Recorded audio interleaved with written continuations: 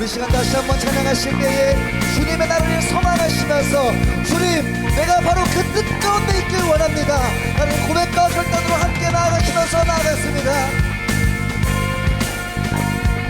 찬양합니다. 주님의 마음 있는 곳,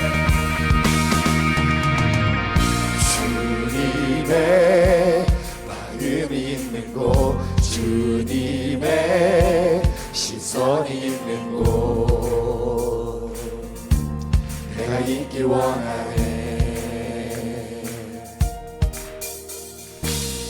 광야에 꽃을 피우시고 사막에 강물을 내시는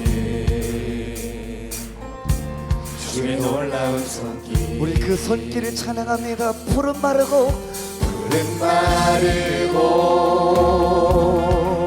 꽃은 시드나 주의 말씀은 영원하네.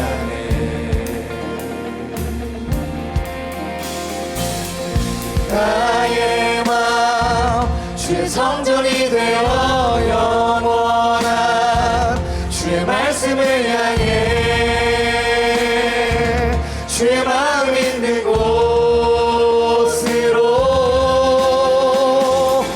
나의 삶 주의 말씀을 따라 이루실 주의 나라를 향해 주의 시선 있는 곳,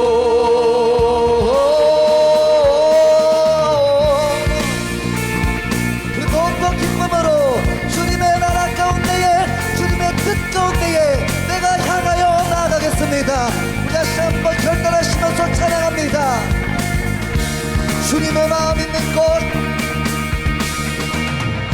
주님의 마음이 있는 곳, 주님의 시선이 있는 곳, 내가 있기 원하네. 내가 있기 원하네. 푸른 마르고 꽃은 시드나 주의 말씀을 영원한 우리 이번에는 전능하신 하나님을 찬양합니다.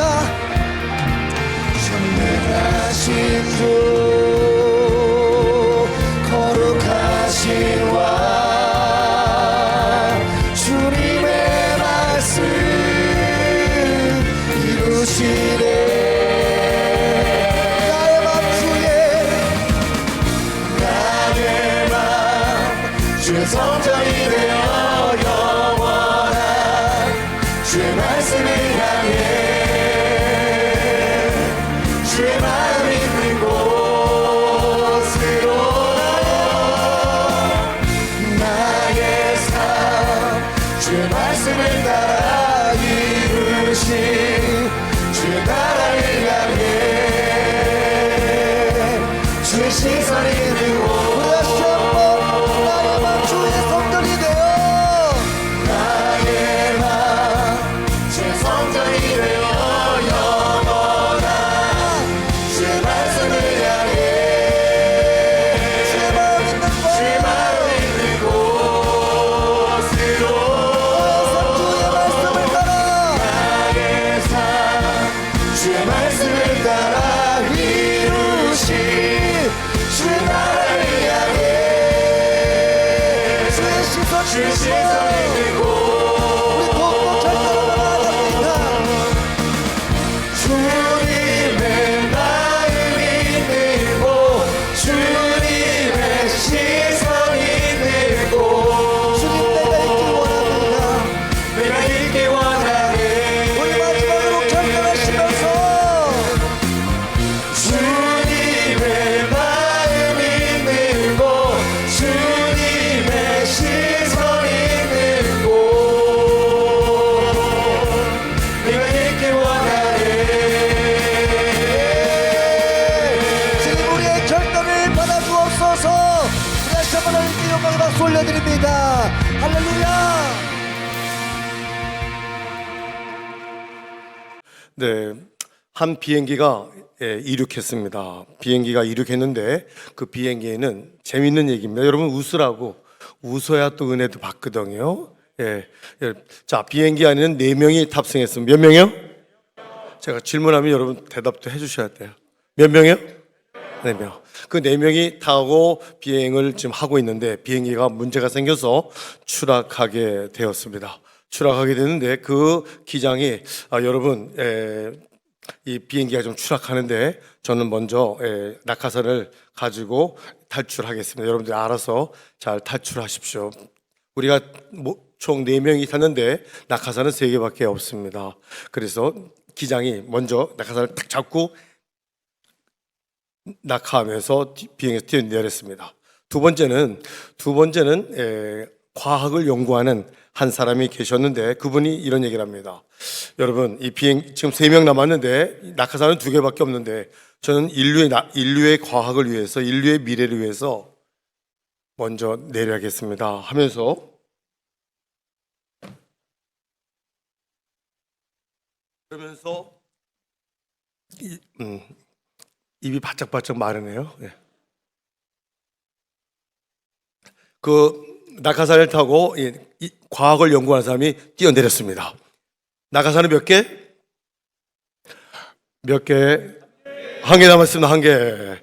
기장이 타고 내렸고요. 과학을 연구하는 사람이 타고 내렸고요.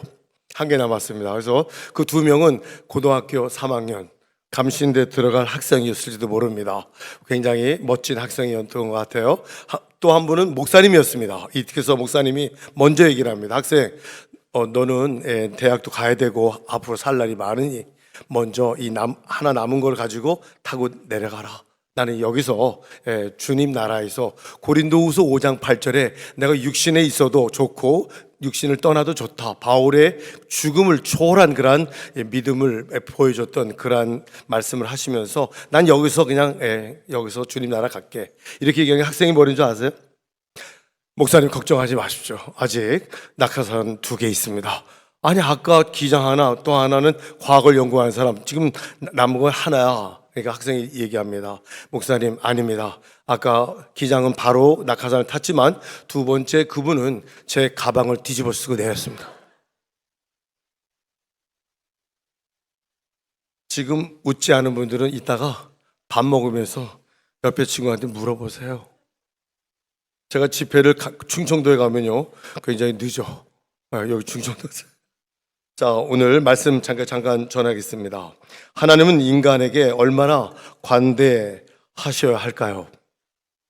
역사적으로 보면 하나님에 대한 인간의 속썩음과 반역과 불순종은 끊임이 없었습니다. 하나님이 창조물 중에 제1호 보물은 인간입니다. 인간. 그래서 하나님께서 에덴을 만드시고 인간이 그곳에서 행복하게 살도록 도와주셨죠. 그러나 우리는 저와 여러분들이 잘 아는 바와 같이 인간은 에덴에서의 반역과 불순종으로 말미암아 에덴 밖으로 추방되고 맙니다. 그런데도 하나님의 인간에 대한 애정은, 사랑은 누구도 막을 수 없죠. 하나님은 인간에게 가죽 옷을 입혀주셨고 홍수를 내시기 전에 120년간의 기회를 주셨습니다. 죄악을 버리고 하나님의 사랑에 반응할 수 있는 기회를 주님은 우리에게 주셨습니다. 그러나 인간의 선택은 언제나 하나님과의 분리였습니다.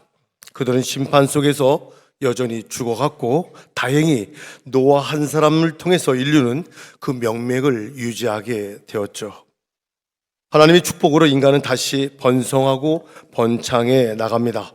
그리고 그들은 바벨이라는 곳에 모여 하나님을 향한 그들의 교만과 반역이 시작됩니다. 이사야서 14장 14절에 내가 가장 높은 곳에 올라 지극히 높은 자와 비길 것이라는 그러한 인간의 교만, 만족하지 못하는 인간의 교만이 드러나고 맙니다. 우리 인간은 바벨탑이 아니라 하나님께 예배를 드리는 예배의 제단을 쌓아야 했습니다.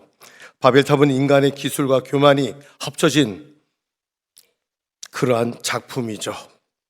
돌에서 벽돌, 진흙에서 시멘트, 인간의 기술은 점점 발전해 나갑니다. 인간은 습득된 기술과 과학으로 하나님을 신뢰해야 하는데 그러지 못하는 모습들이 계속해서 보여지고 있습니다. 그러나 인간은 과학과 기술을 언제나 하나님 앞에 정면 도전을 하는 도전장을 내곤 합니다. 현대 과학 기술로 하나님께 끊임없이 도전하고 있습니다. 인간이 모이면 선한 것이 별로 나오지 않습니다. 로마서 3장 12절에 보면 다 치우쳐 한 가지로 무익하게 되고 선을 행하는 자는 없나니 하나도 없도다. 저희 목구멍은 열린 무덤이요 저희 입은 저주와 악독이 가득하다. 18절에 하나님을 두려워하지 않는 그러한 죄를 범하고 있었습니다. 여러분, 우리라는 단어 참 좋은 단어죠? 우리라는 단어. 우리라는 이 단어 참 좋지만 하나님 없이 우리라는 단어를 쓰게 된다면 이기적인 마음으로 그 공동체가 부패하고 서로를 소외시킵니다. 하나님은 이 바벨에 모인 사람들을 온 지면에 흩어져서 따로따로 살게 하셨습니다. 즉 초대교회는 날마다 부흥했죠. 그러나 그들은 선교의 사명이 있음에도 불구하고 예루살렘 중심으로 모여 그들의 신앙생활을 했습니다. 하나님의 명령은 예루살렘, 유다, 사마리아 땅끝까지입니다. 우리 서울뿐만 아니라 이 지역뿐만 아니라 저 밑에 해남까지, 북한까지 온 땅끝 unreached people, 미전도 종교계까지 우리의 선교의 사명은 사도행전 1장 8절에서 이미 주어졌습니다. 그래서 주님이 우리에게 하신 방법이 뭘까요? 흩으시는. 예, 이 바벨에서도 흩으셨지만 예루살렘 교회에서도 흩으셨어요. 뭘로요? 큰 핍박으로. 그들은 살기 위해 흩어져야만 했습니다. 그리고 흩어진 그곳에서 복음을 전하기 시작합니다. 사도행전 8장 1절로 8절까지 보면 예루살렘에 있는 교회에 큰 핍박이 나서 무리가 사마리아 성에 내려가, 빌립이 사마리아 성에 내려가 그리스도를 백성에게 전파했다고 합니다. 무리가 빌립의 말을 듣고 빌립이 행하는 표적도 보고 일심으로 그의 말하는 것을 쫓더라. 더러운 귀신들과 많은 중풍병자와 안진뱅이가 낫더라. 그 성에 큰 기쁨이 있더라. 빌립은요 평신도입니다. 그는 사마리아 성에 내려갔고요, 그들은 유다로 갔고요, 그들은 땅끝까지 복음을 증거하여 지금 오늘날 우리도 이 복음을 듣게 된 겁니다. 여러분, 신앙생활은요 밤새 주님의 이름을 부른다고 해서 큰 믿음 아닙니다. 아름답고 열정적인 찬양을 한다고 해서 큰 믿음 아닙니다. 예배를 많이 드린다고 해서 주님의 이름을 많이 부른다고 해서 큰 믿음 아닙니다. 큰 믿음은요 삶이며 삶. 예배도 삶입니다. 삶 속에 예배가 있고 예배에 삶이 들어가야 됩니다. 예배와 삶은 분리되지 않습니다. 일치요 상호작용입니다. 삶이 예배가 될 때 우리는 나의 일생을 가장 거룩하고 기쁘고 감사하고 친절하고 관대하게 살아갈 수 있습니다. 여러분, 예배는요 종교의식을 행하는 시간이 아니라 나의 한 주간의 삶을, 나의 하루의 삶을 주님께 드리는 시간입니다. 이사야는 종교의식에 그치는 형식적인 예배를 우리에게 이미 보여주셨죠. 하나님은 이사야를 통해서 살찐 송아지와 많은 제사의 신물이 나다. 신물이야. 하지 마라.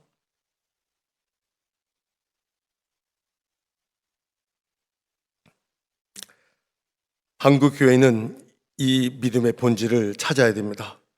하나님의 설교가 홍수처럼 쏟아지는데 한국 교회는 신뢰받지 못하고 있습니다. 그 이유는 우리가 듣기는 잘하죠. 듣기는 몰두하죠. 그러나 삶에는 관심이 없습니다. 목사님은 매일매일 설교 준비를 하느라고 바쁘고요, 성도님들은 그 설교를 매일매일 듣느라고 바쁘고요, 말씀대로 행할 틈이 없습니다. 우리는 알아야 됩니다. 듣는 실력과 이 믿음의 실력이 같아야 됩니다. 우리는 세상의 죄를 지적하기에 급급하지만 문제는 나 아닙니까? 문제는 교회 아닙니까? 소아시아 7교회 중에 한 교회만 빼고 필라델피아의 교회만 빼고 나머지 온 6개의 교회는 책망투성이었습니다. 교회라고 완전성이나 거룩성이 보장되어 있는 곳 아닙니다. 인간은 교회라는 바벨탑을 쌓을 수 있습니다. 교회가 하나님을 주인으로 모시지 않고 자기의 옳은 소견대로 존재한다면 그 교회는, 그 가정은, 그 사람은 바벨탑을 쌓고 있는 겁니다. 교회는 모이는 동시에 복음을 전하려고 흩어져야 합니다. 우리라는 이 단어, 한 곳에 모인 이 사람들만을 의미하지 않습니다. 서울역이, 또한 제가 있는 군산, 또한 저 해남 끝까지, 제가 경상도에도 있었거든요. 남해 끝까지 그 모두가 우리의 민족입니다. 여러분, 큰 교회만 존재의 의미가 있지 않습니다. 작은 교회도, 개척교회도 존재의 의미가 있습니다. 제가 이 동문회장으로 평창, 양양, 거제, 삽시도, 저 남쪽의 노화도, 땅끝마을 어디든지 동문들을 찾아갈 때 정말 용기 있게 멋지게 그곳을 지키며 목회하는 동문들을 바라볼 때마다 제가 늘 반복되면서 할 수 있는 게 우는 것, 그들의 손을 붙잡고 눈물 흘리는 것밖에 없었습니다. 부유나 빈곤은 축복도 저주도 아닙니다. 다만 시험일 뿐입니다. 부유는 나눔의 시험이고 빈곤은 인내의 시험일 뿐입니다. 부유한 교회는 자신의 부유를 자랑하지 않고 작은 개척교회를 도와줘야 됩니다. 작은 교회는 큰 교회를 비판하지 않고 성도의 수가 적은 현실에 낭망하지 말고 교회의 존재의 의미를 소중한 한 성도 한 성도에서 찾아야 됩니다. 저는요, 만족하지 못했던 한때가 있었습니다. 이 바벨탑의 사건은 만족하지 못한 인간의 교만 아닙니까? 주님 한 분만으로 만족해야 되는데, 저는 이 목회를 좀 늦게 했습니다. 늦게 해서 고향은 경기도 강화, 지금 인천이죠. 근데 저를 보낸 데가 남해예요. 경상도 남해 끝에. 예, 우상이 2%, 3%의 크리스찬이 있는 아주 우상이 심한 곳입니다. 그곳에서 교회를 개척하고 건축, 빨간 벽돌로 70평 건축하고, 야, 이렇게 하면 되지, 여기서 정말 목회를 하면 되겠다 했는데 하나님이 전라도 군산으로, 다 모르는 데입니다. 예, 전라도 군산으로 주님 저를 보내시더라고요. 그곳에서도 정말 성전 건축 한 번 하는 게 쉬운 일은 아니었거든요. 근데 그곳에도 개척 건축을 하게 되었습니다. 너무 힘들었습니다. 주님, 저는 왜 이렇게 건축, 개척 이런 것만 해야 되나요? 만족하지 못하고 주님 앞에 저 억울해요. 예. 저도 정말 내 고향 강화, 내 고향 인천으로 가서 좀 목회 좀 하게 해주세요. 이런 기도를 2011년도 우리 군산에서 봉헌 예배를 드릴 때, 그때 그 다음 봉헌 예배 그 다음 날 그런 기도를 했습니다. 고린도후서 3장 5절에 무엇이든지 우리에게서 난 것 같이 생각하여 스스로 만족할 것이 아니라 오직 우리의 만족은 하나님께로서 난다. 그 말씀을 제가 묵상하면서, 하나님, 저 알지도 못하는 그런 지역에서, 남해에서, 경상도에서 목회 10년, 또한 전라도에서 26년 여기 했는데 저 여기서 목회 해야 되나요? 이렇게 주님께 얘기했을 때 제가 만족하지 못한 그런 내용이죠. 원망하는 내용이죠. 억울하다는 얘기죠. 그때 주님이 저에게 말씀해 주셨습니다. 예, 그 새벽에 내가 다 안다. 너는 나 하나만으로 만족할 수 없냐? 주님 저에게 말씀하시기를 오직 우리의 만족은 하나님께 있다고 했는데 너는 나로 인하여 만족할 수 없냐? 그 이야기를 쟁쟁하게 저에게 해주셨습니다. 그때 주님께 제가 얘기합니다. 주님 한 분만으로 평생 만족하며 이곳에서 은퇴하겠습니다. 주님 한 분만으로 만족하겠습니다. 이곳에서 은퇴하겠습니다. 저는 은퇴가 약 한 5년도 안 남았습니다. 정말 지금 생각해보면 이곳에서 군산에서 은퇴하는 것을 하나님께서 주신 명령으로 생각하고 만족하며 기쁘고 감사하게 생활하고 있습니다. 하나님께서는 다 저에게 응답하셨어요. 하나님 앞에서 겸손해라. 때가 되면 너를 높여줄 거야. 그것이 너무 어려운 곳이라고 생각하지 마. 그것이 나사렛이라고 너무 연약하다고 생각하지 마. 군산, 호남연에 성경적으로 얘기하면 나사렛이죠. 이름도 없는, 알아볼 수도 없는 그런 동네의 이름, 당시. 그러나 하나님께서는 군산에서 목회하는 저를 다 응답해 주셨고, 만족하게 해주셨고, 영광스럽게 은퇴까지 하게 될 것입니다. 여러분, 주님 한 분만으로 만족하시는 여러분들 되시길 주님의 이름으로 축원합니다. 기도하겠습니다. 하나님 은혜를 감사합니다. 주님의 은혜로 우리는 이 시간 여기까지 왔습니다. 사무엘상 2장 6절 7절에 하나님은 음부에 내리기도 하시고 올리기도 하시고 죽이기도 하시고 살리기도 하시고 가난하게도 하시고 부하기도 하시고 낮추기도 하시고 높이기도 하시는 주님, 그 주님 앞에 주님 저는 까불지 않겠습니다.